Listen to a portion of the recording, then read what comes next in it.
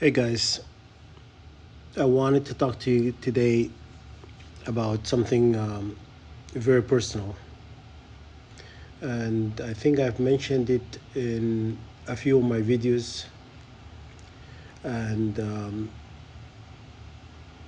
but I didn't really go into great details what's actually happened. So I'm not going to bore you with the details, but as you know, my mom, um my mom was sacrificed December 27. This year will be 3 years. And since my mom was her life was uh,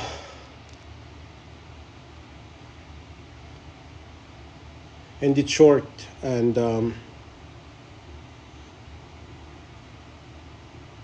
because I feel like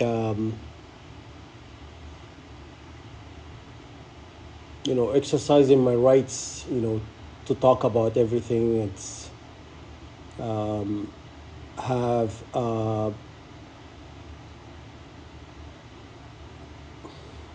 It came with a big price. you know Exercising my rights, uh, and then ending, losing my mom's life, unexpectedly, and it was very intentional act and attack on my mother. And since her death, I knew they were gonna kill her, but I didn't know how to stop it. And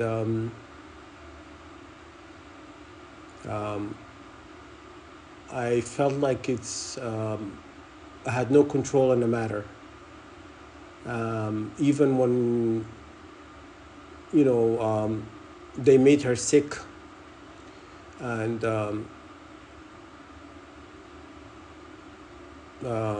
she was fighting for her life in the hospital, and she was asking about me because at that point I was not in Canada. And she says, why I haven't all of my brother and sister all came to visit her except me. And my oldest brother, because he's sick as well, he has a stroke in the US. And she asked about me, and I wanted to see her, but I wasn't able to because I just couldn't. I couldn't bear being around her in that condition because I knew what they had planned for her. And I remember I was in Sudan, and I was bargaining with God, and I said, God, my mom of all people, to let her live and take me instead. I would not have hesitated for a second. If God says yes, I would have rather have gone and my mom would have stayed. But I don't know. God, I guess, decided to take my mom. And anyhow, since her death, I have, well, December 27th this year, I'll be 3 years. I've gone through a cycle of abuse and self-harm and stuff like that because it's part of me. I think I wanted to hurt myself, and part of me is just to help me cope and to help me forget. I like not forgetting my mom. Like you can't forget somebody you love, someone you had like unconditional love for. You know, my mom was my light. and she's everything, you know. And I couldn't visit her, you know, when she was in the hospital here in Canada. I didn't want it. It's not like I wasn't able to. I didn't want to. I just didn't want to see her in that condition, and knowing that if I didn't piss these people off, you know, maybe the outcome would not been that way. And I I'm not okay. You know, I'm not okay. I have not been okay since her death, and and my mom is not a sacrificial lamb for people to decide whether they, you know, end her life unexpectedly like that, and without any regard and remorse for, you know, her family, her kids. And my mom, she used to keep it. She was the ring that, you know, kept us together. It's and it saddened me because my sister were, you know, they were to call, and she talks to me when she's in her, you know, sick bed, and she says, "Come and see me," you know, and I didn't want to come to Canada see her, you know. I just couldn't do it. You know, Canada done something horrible to me. I wish they have not done that. I've never been the same. I'm not okay. Then they're refusing to acknowledge what they did was wrong. You know, it's a game. I don't think I'll be okay ever. I just I can't keep myself together anymore. I have changed. You know, My brother told me I've changed. I know I did. I don't want to help anyone no more. I don't want because I just felt like nobody supported me when I needed it. Canada would never acknowledge having done that. Everybody think I'm lying. I I wish I'll die today if I lied about that. They they sacrificed my mother, and I wish it's just things are off limit.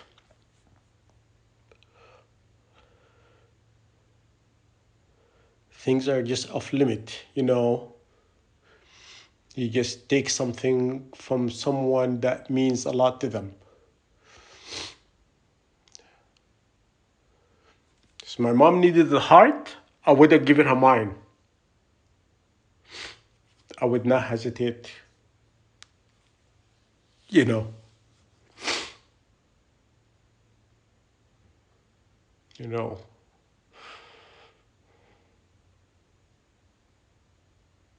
I would not have hesitated. Never.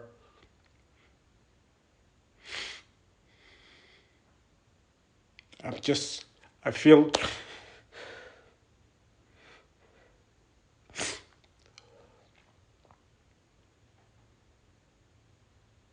I'm just trying to keep things together. I get whipped every day, and for some reason, I just don't feel like I feel the pain anymore.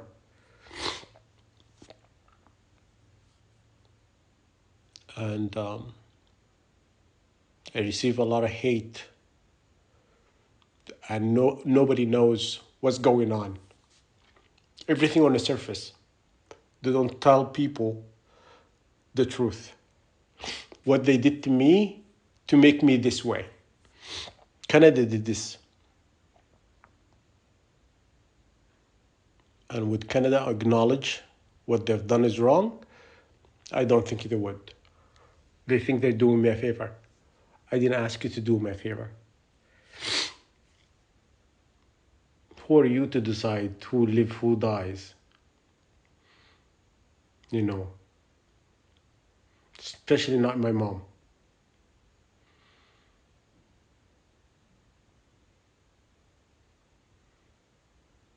Uh, for the longest time, I wanted some closure. I wanted like some sort of public apology, acknowledging what they did was wrong, but acting too proud to apologize for taking a life. And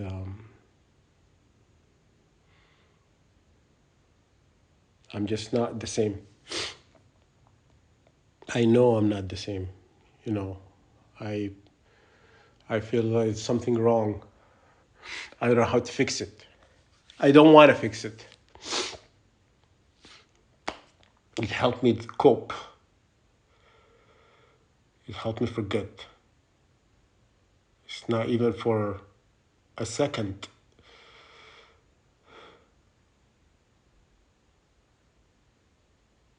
You know,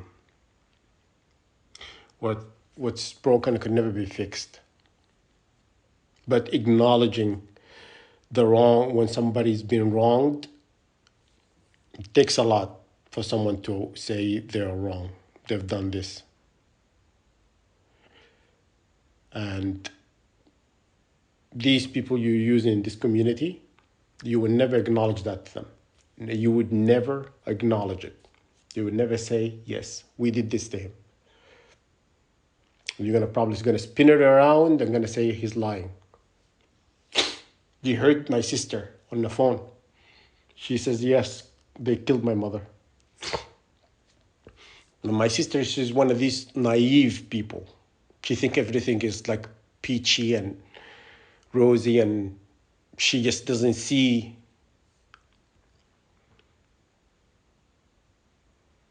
you know she doesn't see bad people. She doesn't think people are bad. She if someone is really mean, she think that person is just having a bad day, even though when they're wicked, toward her and stuff. She doesn't have a bad bone in her body. And she said Canada killed my mother. So that's to prove to you, it's not in my head. It's factual. It happened. And people try to deny, trying to deny that having done so. Yeah, he's crazy. You know, for 9 years he's been doing this. And mentally unstable. Terrorist little kid. You know, I don't know what do you tell people, but if I lied about anything, that would never be a lie. It's fact. It's a fact. You know, I'm not asking Canada to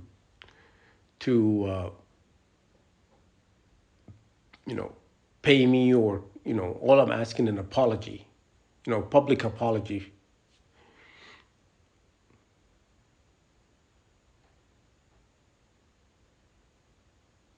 Maybe it will just give me closure. That's what I want to hear. I heard somebody sorry.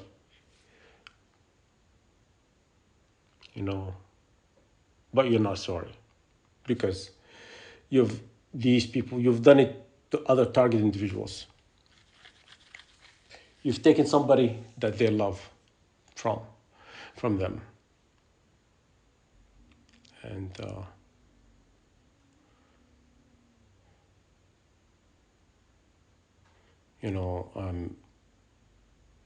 I wish I could change. That is not gonna happen. You know, not not at this moment. Until I get what I want to help me deal with it. You are refusing for 9 years, for 4 years, 3 years, you've been, forget about what you've done to me for 9 years. For 3 years, you are refusing to acknowledge you're actually wrong. You've done something wrong. It's like a sign of weakness to acknowledge that you're wrong. You know, Apologizing to somebody when you have done them wrong is not a sign of weakness. Acknowledging your mistakes, you're trying to correct them. Look at native people. Look what they've done to them, and then apologize. But it doesn't matter. I just want you all to know, including Canada, I can't change. I'm not going to change.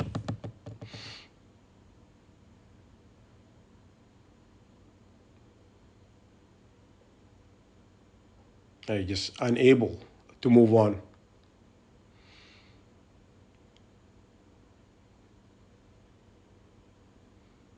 Like they break you, and then they expect you to miraculously put yourself together and move on. It doesn't work that way.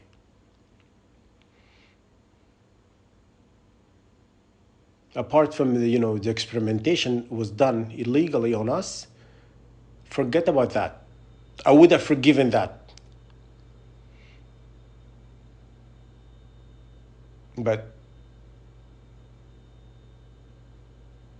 you know taking my mom's life away, and it's something that I could not forgive anyone. And that's why I'm so unforgiving. I can't forgive people because I feel like it's intentional. This act is intentional. It's not a mistake. A mistake is like, your car going off the road and running into people on a sidewalk. That's a mistake. But when you see people on a sidewalk and you intentionally drive your car into them, that's not a mistake. It's like you're trying to figure out by doing so how I would react. I feel like it's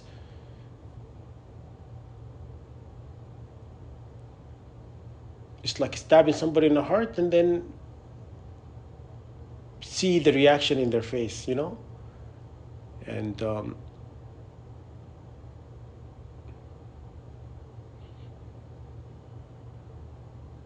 it doesn't matter. I said it now. At least everybody knows. What I'm saying is the truth.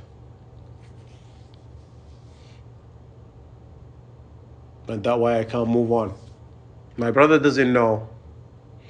I've been hurting myself, my family, my sisters, they don't. But even if they know, can they stop me? No, I don't think they can.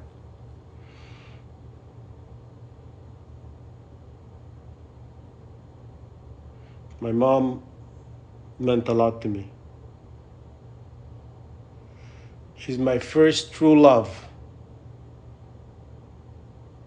I never loved anyone.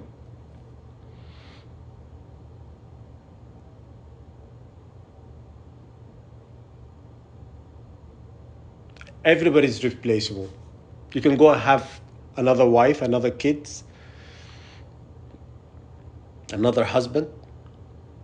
Your parents you go only get one pair. You can't replace them.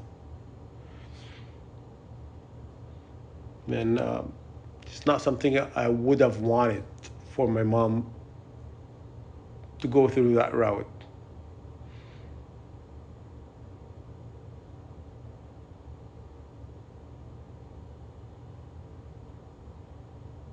I will continue to continue in this path,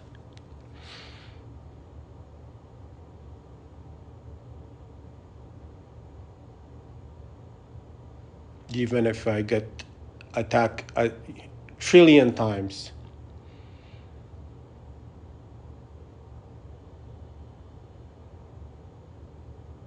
Well, I have been attacked like trillion times for 9 years. All of that just to keep my mouth shut. We don't want to hear it. We don't want you to talk about anything. We don't want you to warn people about anything. And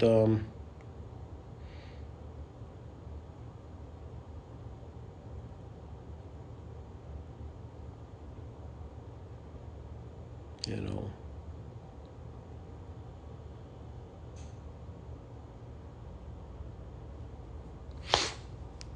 it doesn't matter.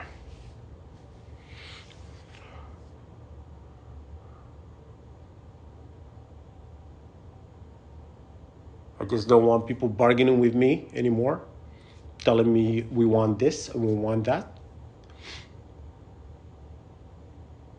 I'm not giving anything away. I'm not selling no soul. I'm not signing into any paperwork. I'm not joining no occult.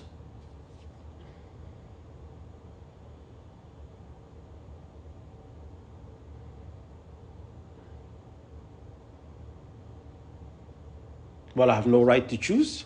I don't want it.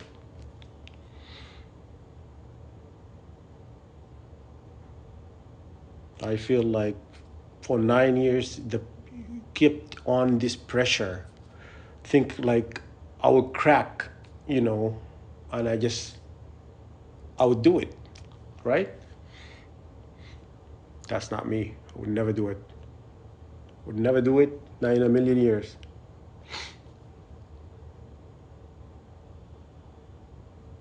Anyhow, I don't want to talk about it anymore.